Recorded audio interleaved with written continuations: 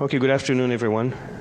This is a presentation by Richard Smith, the second latest addition to the company. He joined the company a little over a year ago. He's going to be presenting Quad XML, which he almost single-handedly coded, but not designed. And he will also be talking about the file system in about 20-25 minutes after that. So go ahead. Thank you. I'm going to be working this computer behind here, and you'll notice how I've disappeared, but that's fine because the important stuff's up there. So, yeah, my second conference. I've met some of you before and a lot of new faces, so pleased to meet you. And these subjects are completely unrelated. The only connection really is that I'm talking about them. So I'm going to start with this XML one, which Morten explained this morning, in fact, a little bit more than I was expecting him to. So, some of my thunder's been stolen, but the idea behind the Quad XML is to be able to import and export XML data. When we first talked about this, some people considered this was going to be about importing and exporting the workspace, the entire workspace, in an XML format. This is not what it is. So if that's the idea you have, it's, as I say, if you want to take data from another file, another application, this will allow you to bring it into your workspace. So I have to press a button. There we go. Now, for the people that are here that are really waiting for the next presentation or didn't fancy complex numbers, XML is a means of transporting data and the data structure between applications. So if you think to just purely binary data that may be transferred in a purely a proprietary format, it doesn't give you anything of the structure, and only the applications that consumes and produces that will understand it. XML has got structure as well, and it's more than just tabular data that you would have in a comma separated variable file.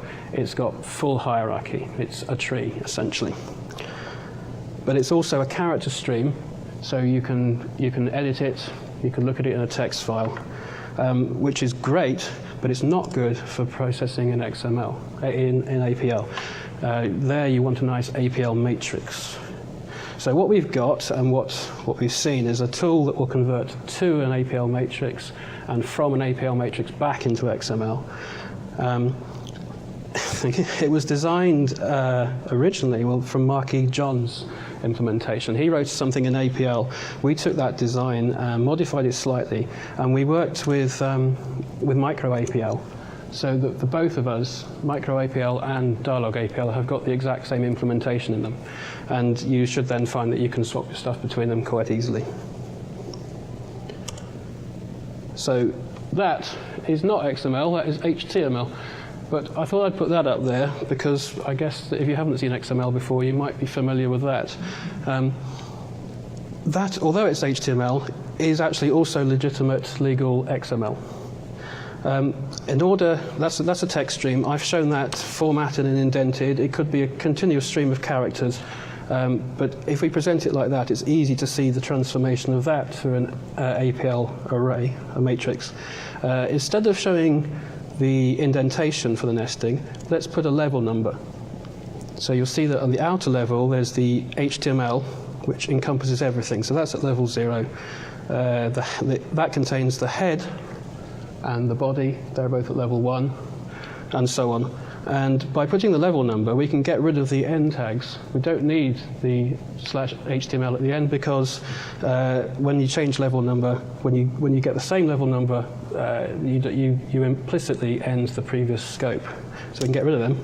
We can close it all up, and then all I do is format it a bit and put a box around it. It looks very much like an APL matrix. Good. Right, I can get rid of this. And I can do some real demonstration, if I can remember how. Oh, I should go back to that.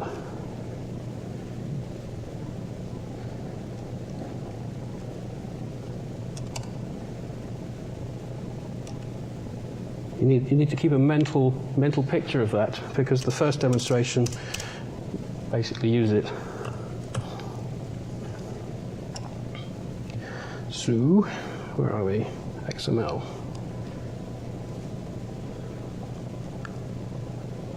demo HTML. So this is really simple. When Morten used it this morning, he just shoved his XML into it. I'm going to really go through this step by step, and then we'll do something exciting afterwards.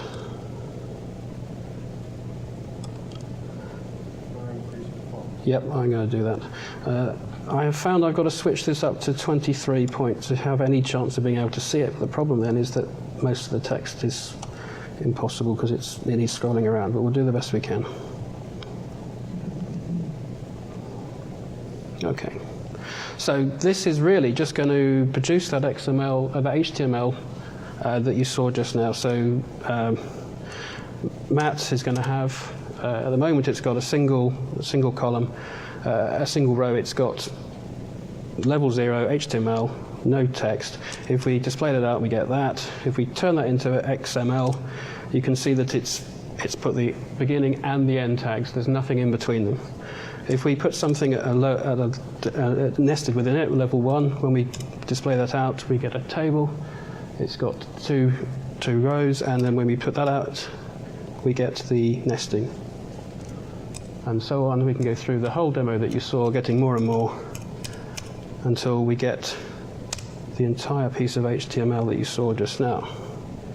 Let me make that slightly bigger. There we go. So that's very interesting, isn't it? But possibly, if you're producing web pages, maybe that's a slightly easy way of doing it, but obviously the more useful thing is to go the other way around.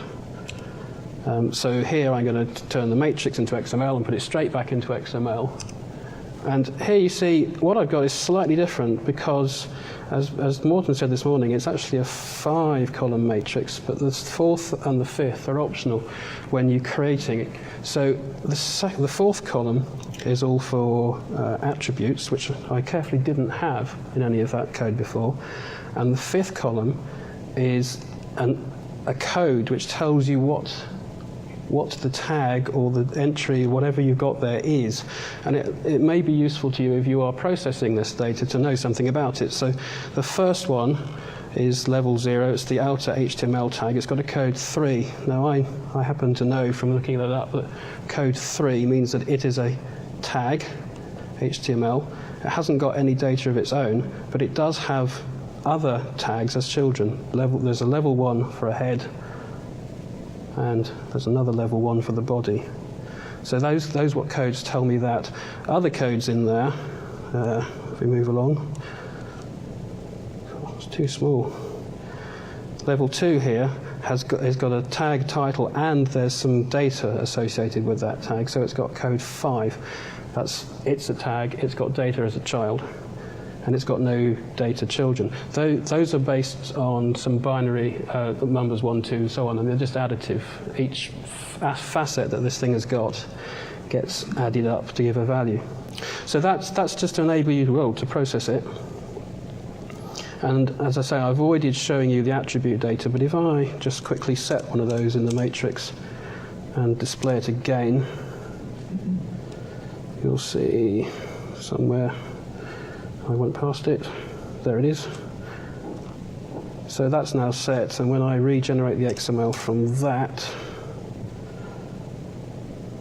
which has now gone off the bottom, that the header there has got a class attribute on it as well. So it's a very easy way of producing XML data and bringing it in. So that was really holding your hand. Showing it really step by step, but let's try and do something slightly more interesting with it. So let's get rid of that. Yes?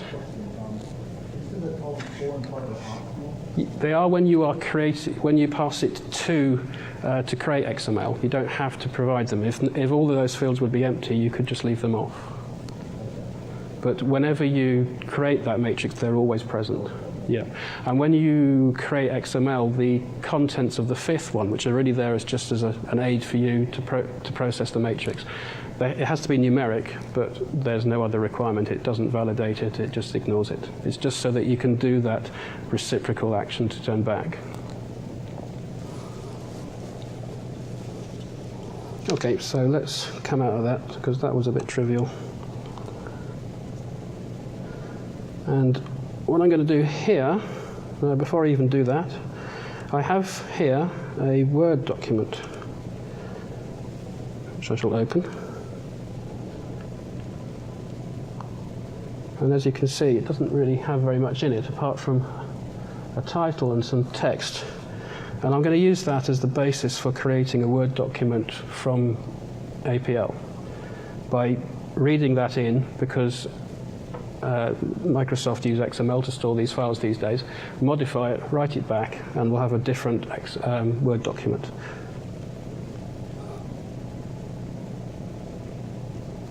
Okay, now, although it says it's a docx file, I can show you that it is XML. If I change it to a zip file,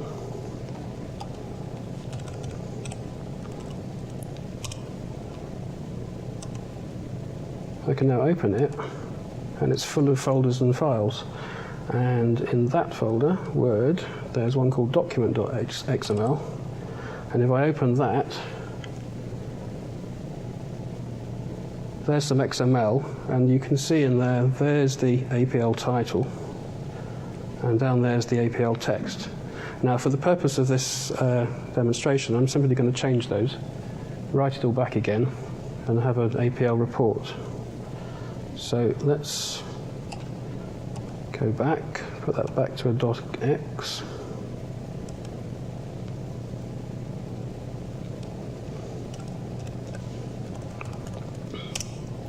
Yep.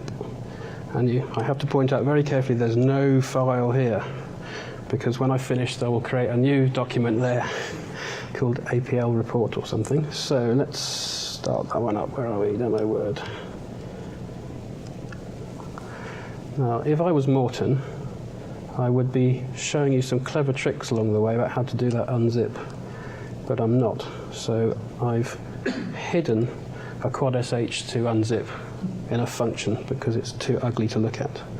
But if we run this,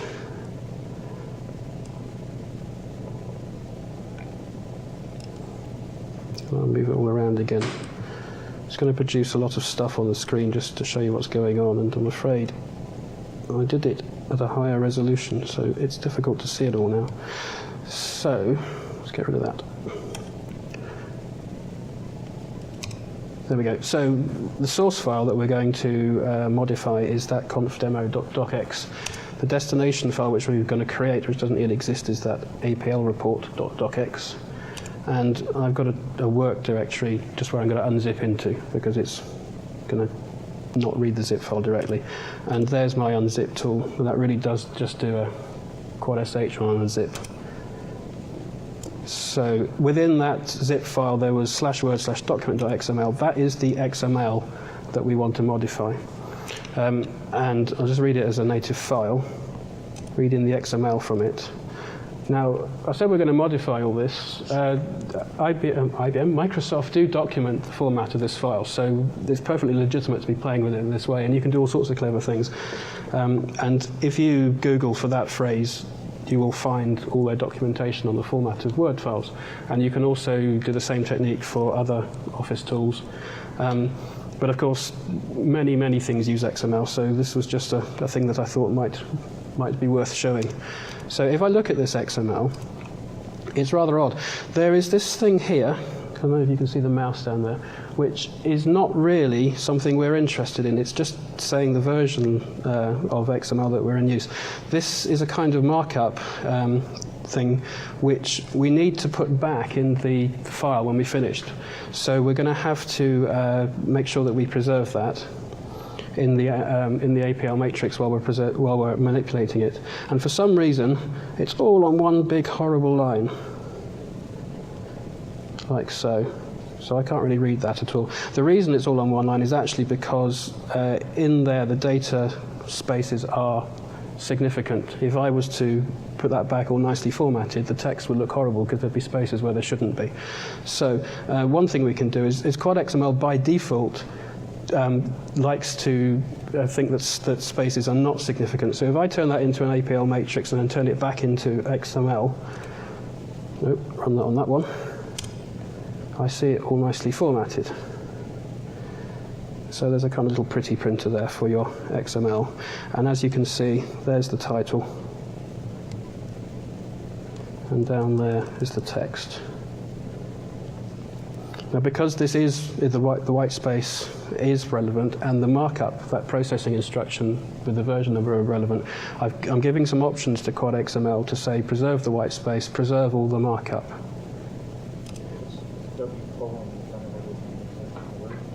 Where are you seeing W colon? Oh yeah, those are attributes. So we've got a tag. It is a legitimate format, and I think that's a class name. So, but yeah.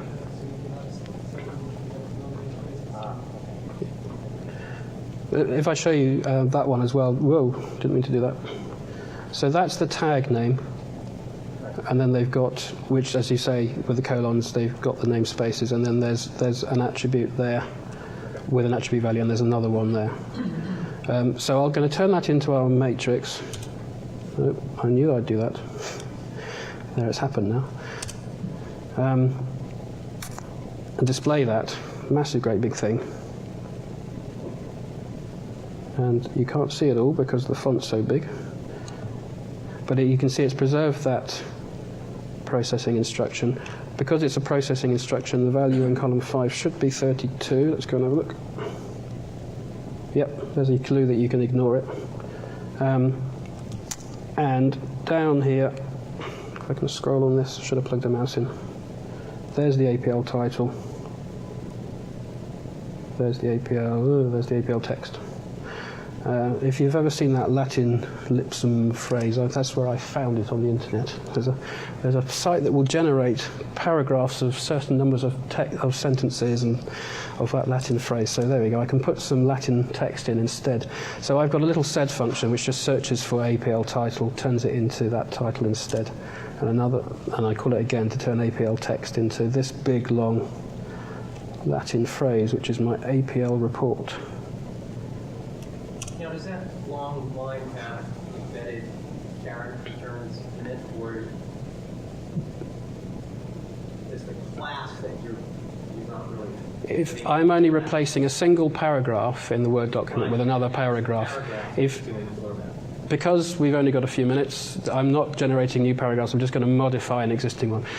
If you wanted to generate a full set of paragraphs, you're going to have to insert all the extra paragraphs into there with the appropriate indentation, hence the need to go to the documentation for it.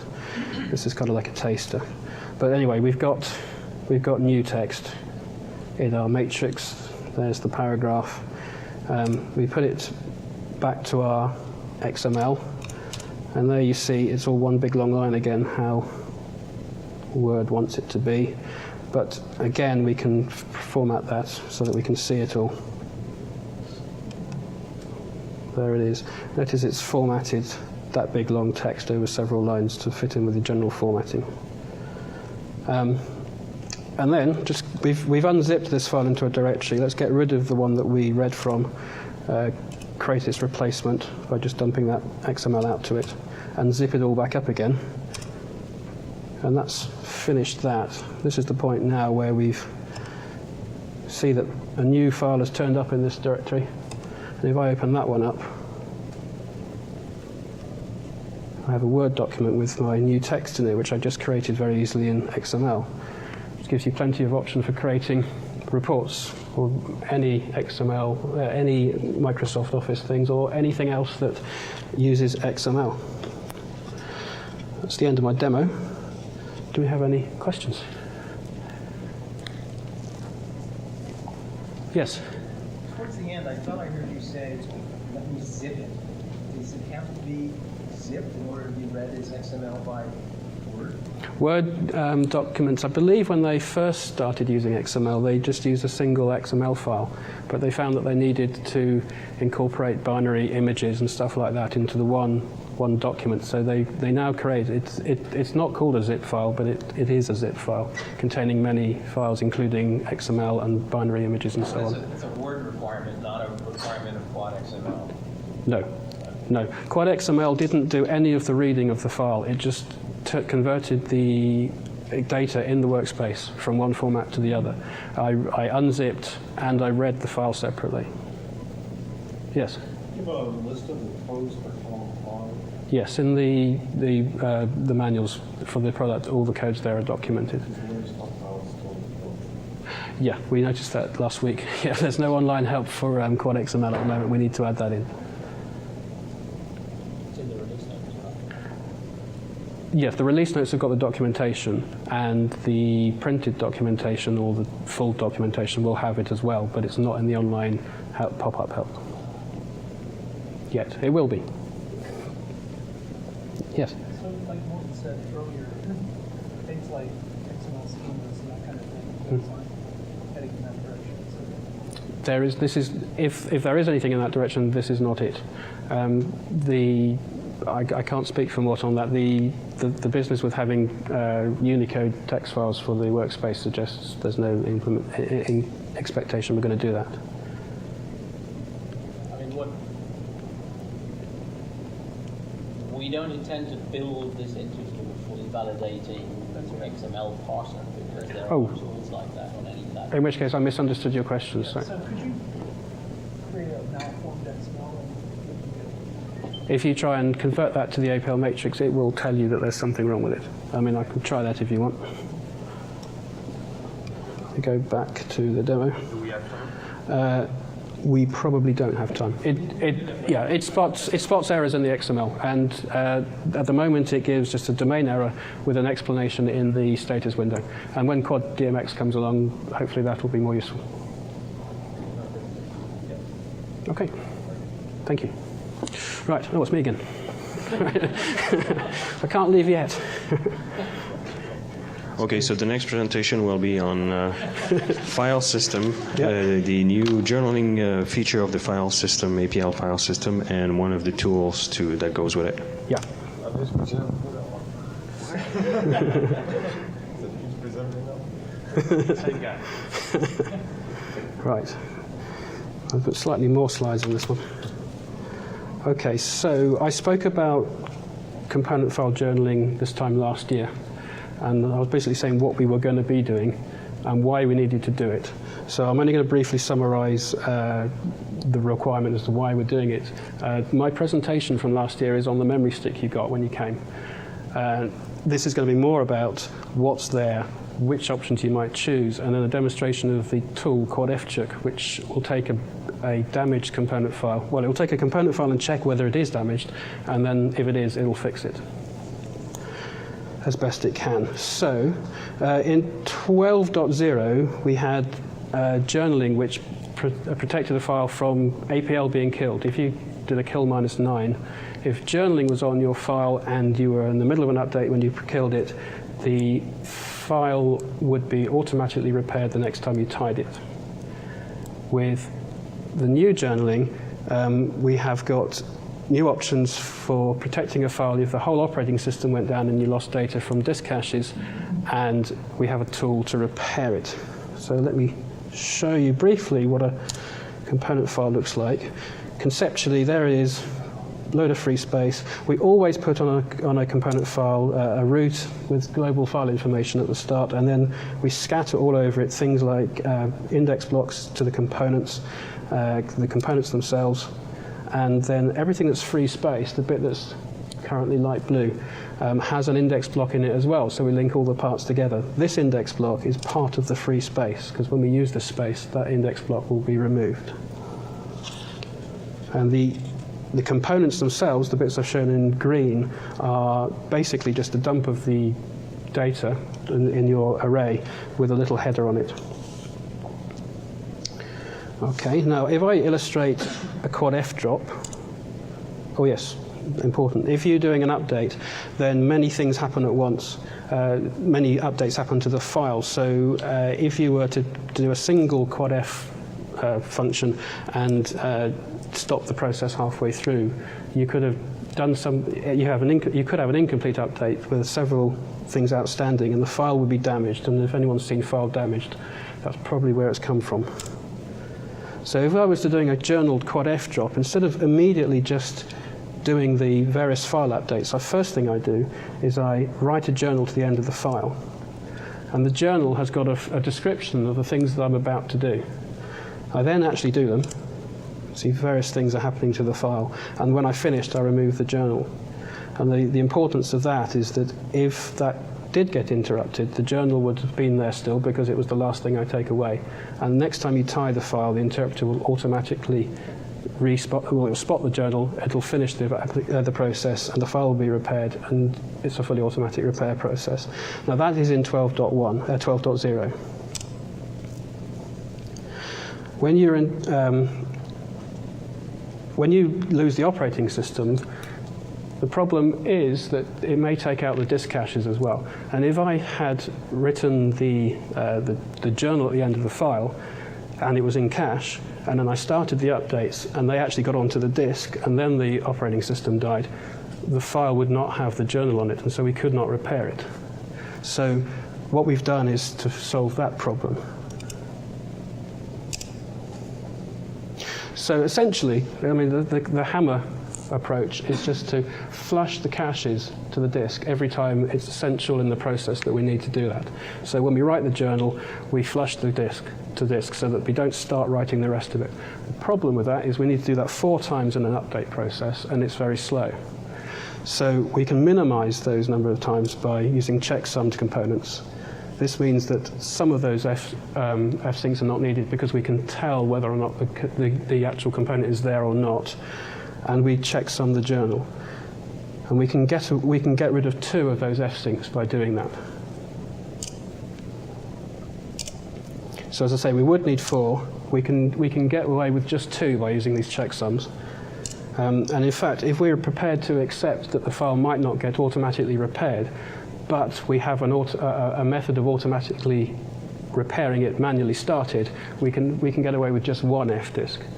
So we can still give you a file which is safe in the event of an operating system crash, but with only 1/4 of the number of fsyncs.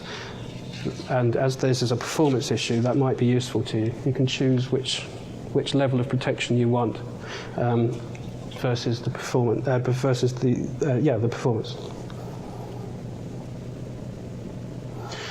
Now the other thing on this is that we have this repair tool which you may need to invoke if you decide you only want the 1 fsync option. It can be used with any checksum component file, even if you weren't using journaling.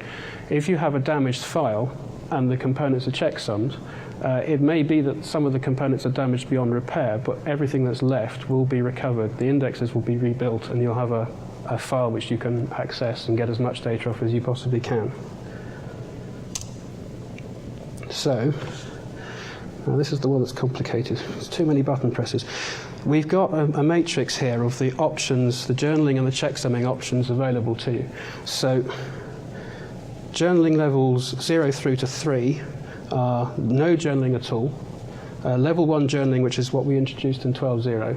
Journaling level 2, which is new in 12.1, gives you 1 fsync, so safe in the event of an operating system crash, but after an operating system crash, you'll have to validate the file using this tool and possibly fix it.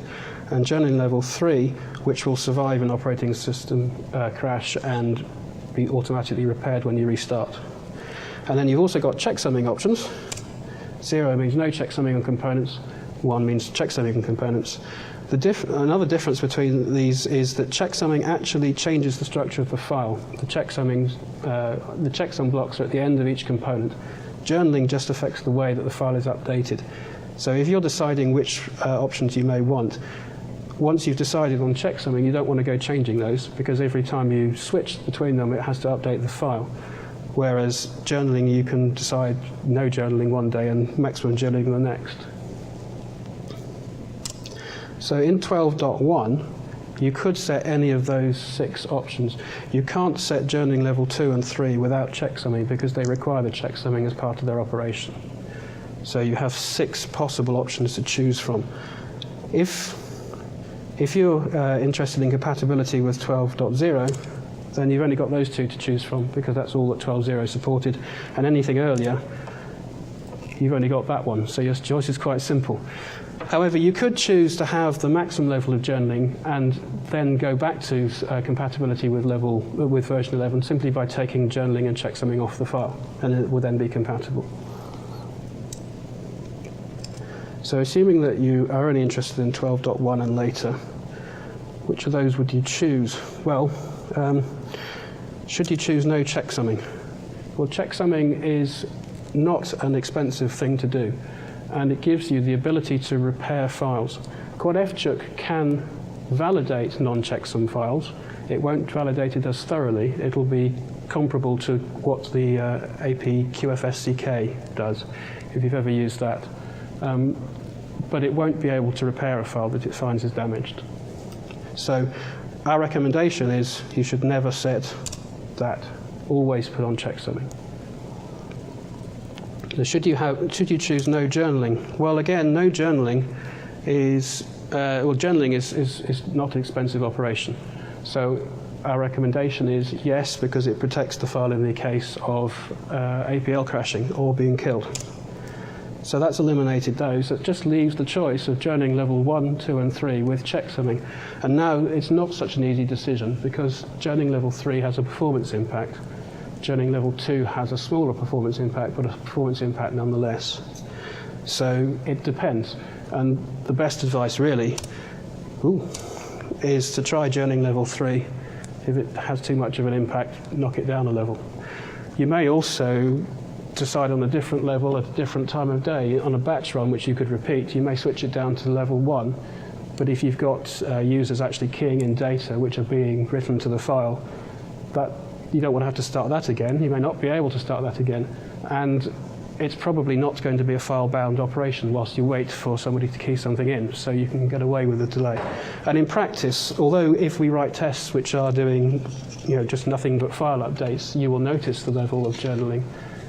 In code which is doing other things, it may show no effect at all. So it really is a matter of experimenting. Okay. So what is new in 12.1 is this repair tool. I'm going to try and demonstrate that somehow.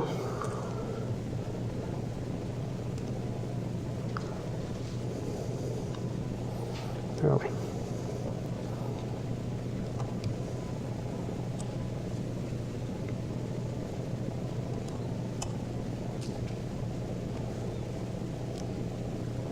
Do we have 15 minutes? Ooh. It doesn't take long. Okay. And it finishes, it finishes with this demo. Whoa, right, okay. So, what I'm going to do in here is I'm going to create a component file. I'm going to switch on checksumming because I want to show you checking and repairing this file. But I'm not going to go killing the operating system and hope that I happen to do it at the point of an update. That obviously isn't going to work. Although we have written tests to simulate and to actually do that, it's not going to work here. So I'm going to create this file and then I'm going to go and trash it by cleverly going off and opening it as an N file and writing where I know it needs to be damaged to simulate the effect and show what would happen if you tried to validate it and fix it. And I've also wrapped fread in this little function so that when it gives me an error, it doesn't stop the function from running. So all that does is fread and or display an error message. Okay, so here's a component file. It's got 100 components in it, 1 to 100 in components 1 to 100, and I've switched on checksumming with the C1 quad F props on the file. If I read in components 50 and 75, it should be no surprise that I get 50 and 75 come out at the bottom there. And I untie it.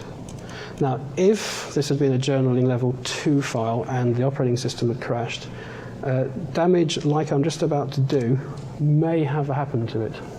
It's the best I can say at the moment. So if I now read in this components again, component 50, oh dear, I've got a file damaged.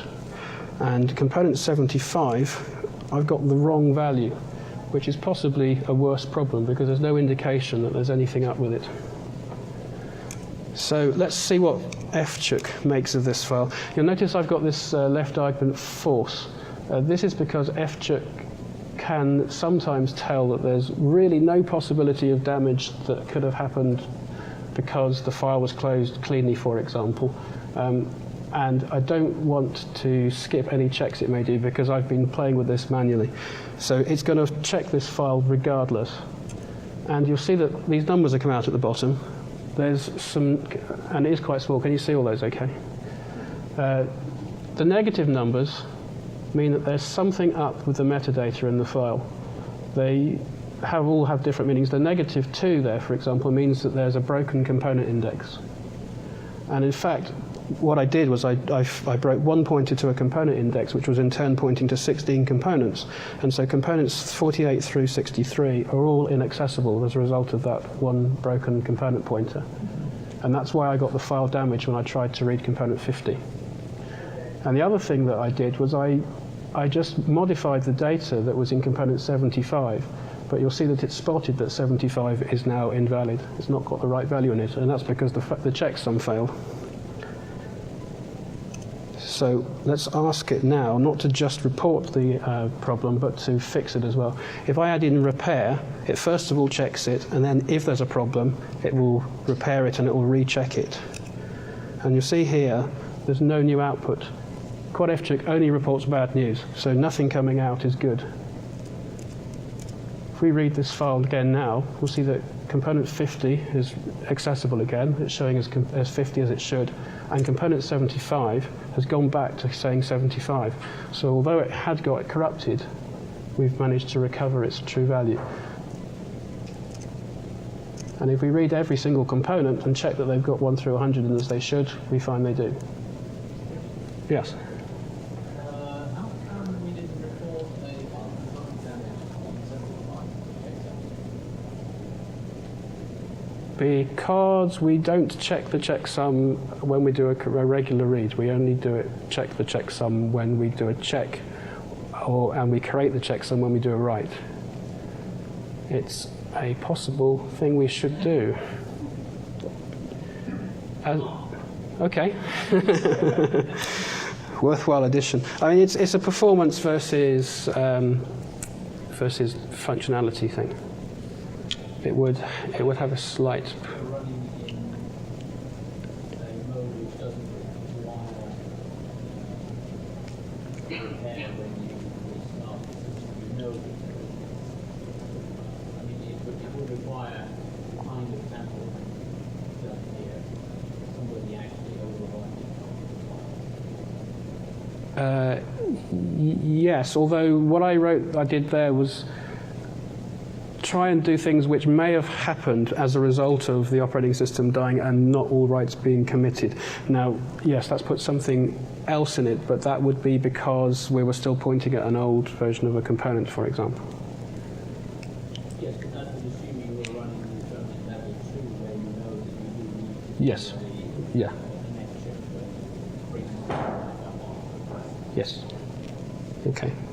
Good. Well, I mean, yeah, we should possibly validate it odd read as well. Okay, but humour me for a minute. What I'm going to do here is I'm going to read 76, as you expect it's got 76 in it, and I'm going to replace it. So now I've got new component 76 in. You'll see why I've done that in just a moment.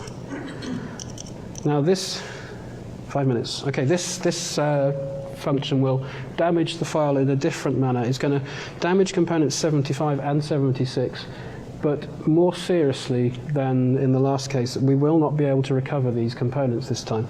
Now, this is not something that will happen with a journaling level 2, but it could happen if you only had journaling level 1 or no journaling at all. If we read them now, we've got corrupt data in both of them. But if we force a check, that's been spotted, and if we repair the file, this time we're still getting a report of damage. It's saying that component 75 is damaged, but not 76. And if we read them now, we see that 75 gives the file component damaged, but 76 gives us 76. Now that's what it was the first time round. It's managed, when it's checked the file, the old component 76 is still there because the most recent thing I did was delete it and nothing's overwritten it yet. It found that. It didn't find anything else, in fact, because the other one had been trashed and its checksum matched, so it thinks it's brought you back the proper thing. So you've got some data back, but be aware that it's out of date, and that may or may not be a good thing. It may be better than nothing, but it's, as far as FCheck's concerned, it's the only 76 that was in there. There we go, that's the end of the demo. 4 minutes for questions. Jim. No, because this is not 64 or 32-bit specific. It works with both. And storage requirements when you enable? Journaling doesn't, or journaling actually slightly extends the route, but other than that makes no change to the file format at all, so negligible storage requirements. Checksumming depends whether it's 32 or 64 bits. 64-bit adds 80 bytes to every component site on the file. Yeah. We've had a lot of problems with file damage, say a lot with agencies, particularly across the network. Right. Saving file components around. So do you think this is going to help in that situation as well? Well, you're certainly going to spot the damage, but if the damage is being caused by... Are you transferring the files over the network and finding them damaged, or are you doing the updates over the network? Typically it's updates too. So if something's gone wrong with the network. Right. It will certainly spot the damage. It is designed to catch damage as a result of a write getting lost from a cache. If your problem is caused by the network transmission sending bad data, it will merely detect it, but it won't fix it.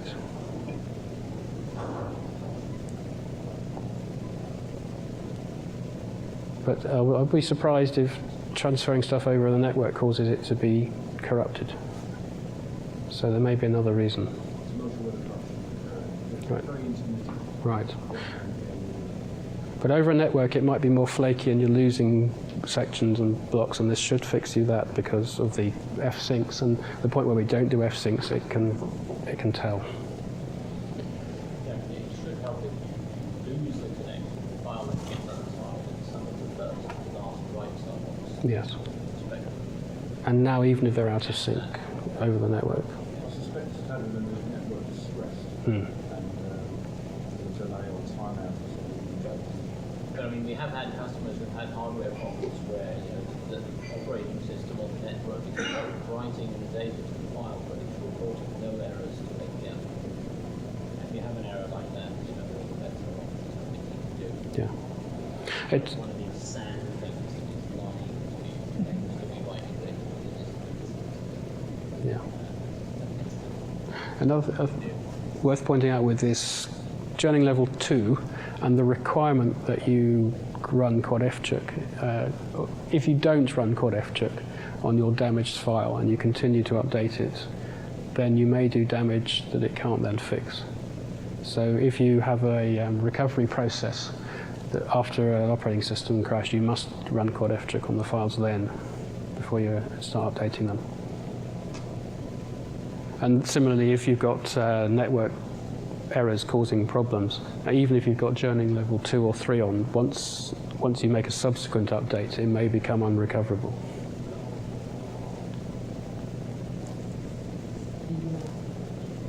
Does this depend on the fact whether you have an exclusive file? No. Well, slightly. You cannot. If you tie a file that's got a journal in it, then we've got to finish the update, which means that the person who ties that file, who may not be the person doing the update at the time of the crash, has got to have write permissions. And you won't be able to tie a file that's got a journal in if you don't have write permissions. But it doesn't matter whether you have shared or exclusive access to the file. But it's true, I think, that before journaling, if you had an exclusive update, you could get some very fast updates which were slightly dangerous. When you have it, If you yeah. apply journaling to it, you lose that very high performance updates. When you have exclusive access to a file, it maintains caches between file operations. When you've got shared access, it cannot do that because someone else will come in between you and their cache won't be your cache.